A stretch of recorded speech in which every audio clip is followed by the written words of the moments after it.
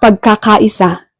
Yan ang muling pinatunayan ng mga Inayan Cups ng Mountain Province Police Provincial Office matapos ang mga mabilis nilang pagtugon sa mga mamamayang nangangailangan ng tulong.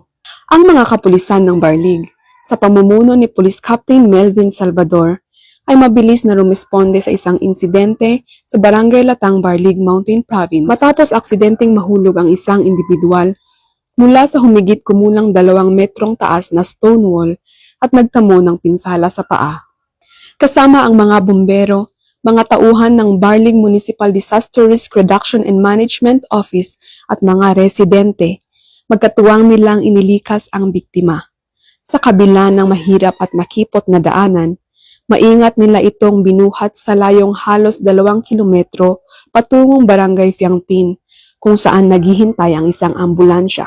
Dahil sa maagap na pagtugon at pagtutulungan ng lahat, ligtas na naihatid ang biktima sa Barlig District Hospital at kalaunan ay inilipat sa Bontoc General Hospital para sa karagdagang gamutan.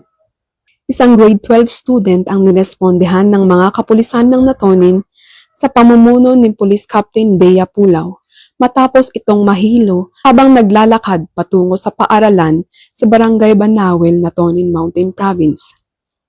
Sa pagtutulungan ng mga kapulisan, BIPAT members at mga residente, agad na naisugod ang estudyante sa pinakamalapit na ospital at nabigyan ng agarang medical attention. Isa namang driver ang nasagip matapos mahulog ang kanyang minamanehong sasakyan sa bangin na may lalim na halos 100 metro sa Barangay Balili, Bontoc, Mountain Province, kung saan mabilis na rumisponde ang mga kapulisan ng Bontoc Municipal Police Station sa pamumuno ni Police Major Robert Sagandoy, Sagada Municipal Police Station sa pamumuno ni Police Captain Bonifacio Fangad at ng 2nd Mountain Province Provincial Mobile Force Company sa pamumuno ni Police Lieutenant Colonel Efren Cogasi, kasama ng iba pang katuwang na ahensya ng pamahalaan at mga residente. Agad silang nagsagawa ng rescue operation at ligtas na inilikas at isinugod ang driver sa St. Theodore's Hospital sa Sagada para sa karampatang lunas. Tunay ngang nananatili ang diwan ng Ug-Ug-Fu